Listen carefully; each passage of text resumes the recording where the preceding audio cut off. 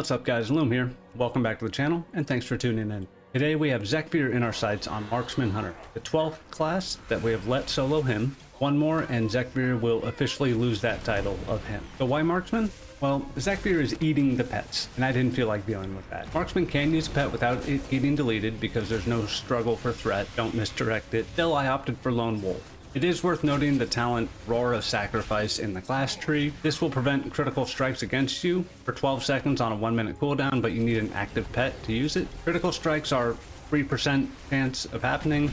And frankly, I found rotating Survival of the Fittest and Fortitude of the Bear to be sufficient. The talent string is in the description below, along with a few macros, and our 12 video long Zekvir playlist with only Evoker to go. Make sure you give the video a like, let me know in the comments what you want to see in future videos, and subscribe to the channel to stay in the loop. Thanks so much to all the new viewers and subscribers. You guys are next level. I feel very appreciated and you should too. Let me repay that generosity by bringing you the content you want to see. So what are we doing? First thing we're doing is bloodlusting on the pole. You can do this even if you don't plan on using a pet for the fight. Before entering combat, bring out a pet that can cast Primal Rage, the hunter version of Bloodlust. Begin dismissing your pet, and just before the cast ends, you can press Primal Rage, your pet will cast it, your dismiss will finish, the pet will leave, and you'll be good to go. Bonus points for Primal Rage turning back into Fortitude of the Bear a few seconds after you finish dismissing your pet, which is a 20% health increase on a 2-minute cooldown. Phase 1 remains most difficult due to the number of melee attacks you're dealing with. Additionally, Hunter's the first class on which I'm seeing incoming critical hits exceed 4 million damage. Generally, I felt like 4 million HP is the bare minimum you want going into this fight, and that's boosted by another 1 million with the Amorphous Relic, assuming you get the size increase buff, which comes with health and damage increase. The tiny buff is still good as well, lots of movement speed and haste. So how are we dealing with the dot? A talent post haste early in the Hunter class tree allows you to disengage every enfeebled spittle to remove it. All 3 specs can talent this. You should utilize the speed buff that it grants as well. Just run circles around the boss or at least create a gap. Even when you're lined up to get a dispel, press the button anyway. This prevents you from accidentally using it in between spits. We do love movement speed. There's 4% movement speed in the class tree, but not much else. So I definitely recommend getting your Elusive Blasphemite, 5 different colored gems, and your speed enchant on your cloak, chest, bracer, and boots. Feels like molasses compared to skating around at 150% on the rogue, but still adequate. There is a 30% movement speed buff when you activate a trap on a 1-minute CD in the class tree. Better than nothing if you need to line of sight a web bolt. The speed boost will activate even if the trap is immune, so you can just pop that on boss. Being able to move while rapid firing is incredibly helpful. Much like Shadow Priest, it's your hardest hitting ability. The only reason you'll ever need to cancel it is to land an interrupt, which would be unfortunate. Though rapid fire does have a low cooldown, it becomes even shorter under True Shot, and it does have the potential to reset. Basically use this on cooldown, but as cocoons spawn, you'll want to have that as your very first global, as it does 50% extra damage to targets above 70%. Should be the first button you press on any given cocoon, and you're likely able to get a second one before that cocoon is done spawning. The base cooldown of rapid fire is 20 seconds, cocoon cast time is 20 seconds, but given cooldown reduction, possibly True Shot, and you can also reset the cooldown of rapid fire completely when you get a Wailing Arrow proc.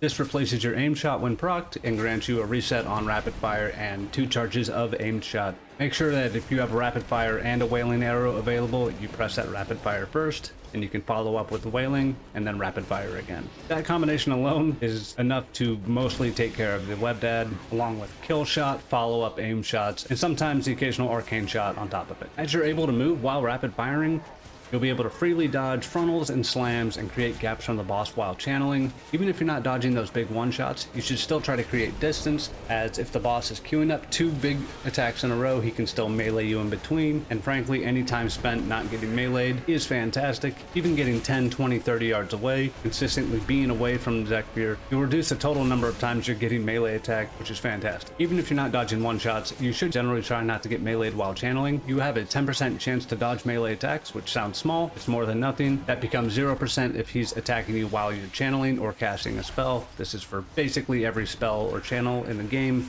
unless it's otherwise noted. Rapid fire will also proc most of your Sentinel hero class damage in the form of the actual Sentinel and the Lunar Storm, which is that capstone talent. No reason to track that or play around it. Just know that rapid fire hits even harder every 15. So on the pull, I use True Shot, of course, but basically after that, I'm saving True Shot, Explosive Shot, Salvo plus Volley, and Barrage for cocoon. cocoons. Those all have different cooldowns, so they will not all be up for every single cocoon, reinforcing the need to save them for that next one. Try to get your Salvo plus Volley on both the cocoon and the boss, as the free explosive shots are huge damage. Just don't let the ad spawn as a result of holding this, trying to get the perfect cleave.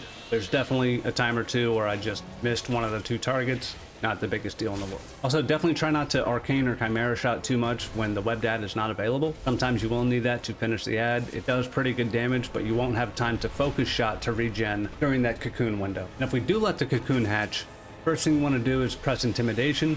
There's a talent to make this work without a pet, also a talent to grant it cooldown reduction. Keep in mind when you use this in the middle of the web blast cast, 1, to minimize the amount of web blasts overall, and 2, as if you do it before, you might catch the ad in that hatched but not yet active phase, where when it becomes active, it will clear itself of all those stuns and debuffs like we saw in the rogue video.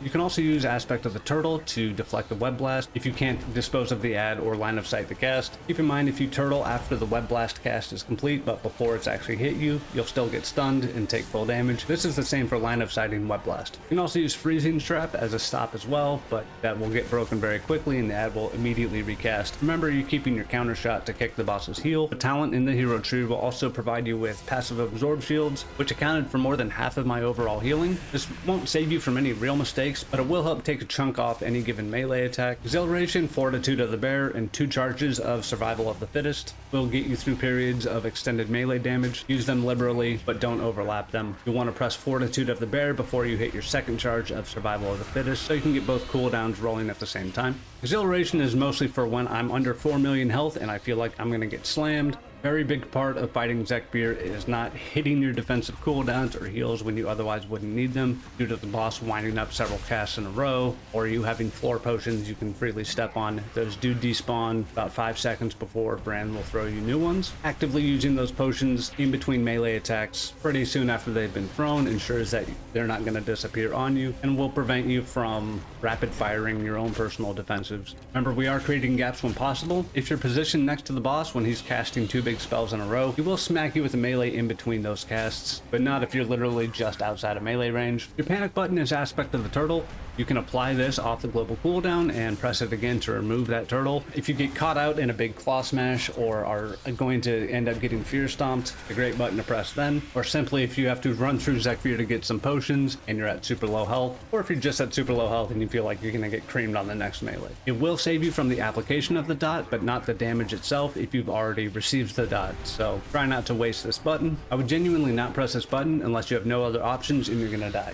Aspect of the Cheetah is another button that I would just hold until you need it to get out of a fear stomp or quickly line of sight a web blast. Anything else feels like a bit of a waste. Granted, we're only at about 125% movement speed here, which does feel slow, but it's fast enough to avoid the stomps. Keep in mind that that phase 2 stomp comes out like a 1/10 of a second quicker. That seems to be it for Hunter. The rogue script was every bit of 4 pages, and I barely got 2 here. Fiddle is worth 1,000 words if you can't press 1 button on it every single time. Evoker is next, and at least Devastation is absolutely the worst spec in the game at dealing with enfeebled spittle. Also, I've never really played it, as it doesn't have a mage tower challenge. I will say it seems to have no problems taking out the cocoons, even sub 580 item level. I do foresee a PvP trinket, plenty of line of sighting, and timing deep breaths with the spittle cast in my near future. Thanks so much for watching, guys. Let me know what you think of the video. Give it a like to help boost exposure. Tell me in the comments what you want to see in future videos, and have a great rest of your day or evening. Peace.